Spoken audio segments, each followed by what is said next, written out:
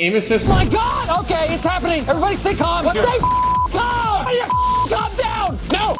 Hey everyone, Thordan Smash here, and today we're going to be talking about a soon-to-be-seen nerf coming into the game of Apex Legends, and that is going to be the aim assist one. As pro players are continuing to speak out and it is impacting the game's climate, we're going to take a look at what Respawn is planning to do and what they've done in the past, which makes this all make a lot more sense. We're also going to go ahead and give out 45 bucks. All you guys got to do is like, comment, subscribe. You guys know the drill. But without further ado, let's jump into the future nerfs that we're going to be seeing in this game. So the other day I put out a tweet where I was basically saying, wow, it's really rough on Apex Legends. Fortnite is indeed beating Apex Legends Black and Blue with 1.6 million people watching it, with only Apex Legends at 25.9. And there was a comment underneath that said, this is what happens when you milk the game dry and pander to pro players. And that did seem to catch the attention of His Watson, the former competitive player on Furia, who asked, do you think Apex Legends panders to pro players? Is it a bad thing? And it is a kind of a controversial topic when we think about it. You can look at certain things like, for instance, gold knockdowns that were absolutely phenomenal in the game. You can see right here, there's an awesome clip of someone actually surviving in the end ring,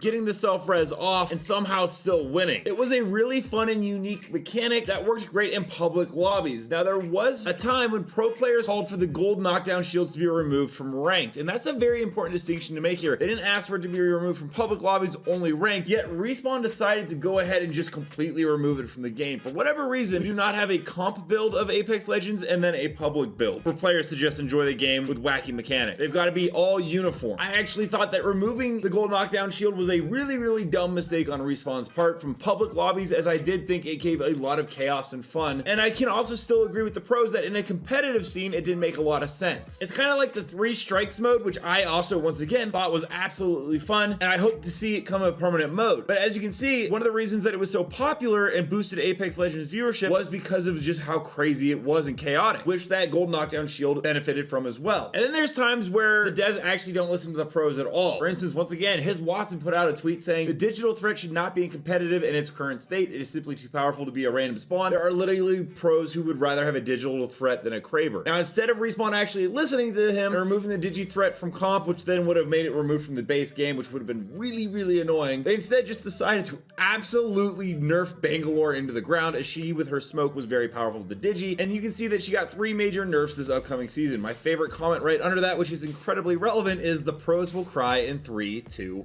1. I find the synergy here absolutely hilarious, because it does seem a lot of the time that the pros complain about something, Respawn takes some of the feedback but then goes in a much more game-changing way with it, whether that be removing gold knockdowns completely or nerfing a character instead of actually removing the digi threat. But there is something coming that Respawn is actually going to do with the pros, and it looks like it's going to be exactly what they asked, and that is confirmation that aim assist changes are coming. Respawn themselves in a dev thread said, we're definitely looking at aim assist. We don't want any changes at this time, but it is something we definitely want to address. I think it has become more apparent the reason that SMG meta is the way it is because of controller. They actually followed up on this and actually said before this season started that they were still not happy with the state of aim assist, but it doesn't seem like the change is coming anytime soon. However, tweaks will happen over the next couple of years, which means we should probably start seeing some minor adjustments pretty soon. It's no surprise that in the competitive scene, controller does absolutely dominate. It's Timmy says it himself, and he's a mouse and keyboard warlord, but there is a staggering amount of top players who use controller. And it once again begs the question that, well, it's great for pros who can abuse it. Does the general player base need to get their aim assist nerfed? Because not everyone out there is playing like a top controller player or Imperial How. Some people actually need the aim assist, and once again, that leads me to say some of these things need to be put into the game in a ranked competitive scene and then let public lobbies play out very differently. I will say that when they do this aim assist nerf, I highly doubt it will touch consoles at all, especially because consoles still don't have a next gen update, so they're still playing at 60 frames per second. Maybe there's still a situation where if you enable crossplay and you play in PC lobbies, you would get a slight nerf, but until they do the next gen update, I don't know how you would possibly have that balanced well with aim assist at 60 frames per second where you have Timmy tap strafing at 120 frames per second. I don't know. It'd be very interesting to see how this continues to evolve. I really do hope Respawn kind of figures this situation out in terms of balancing the game for fun and also for pro and competitive play. Once again, I'll end the conversation by saying there really should be 2 separate modes that have different balancing settings in them. One for fun,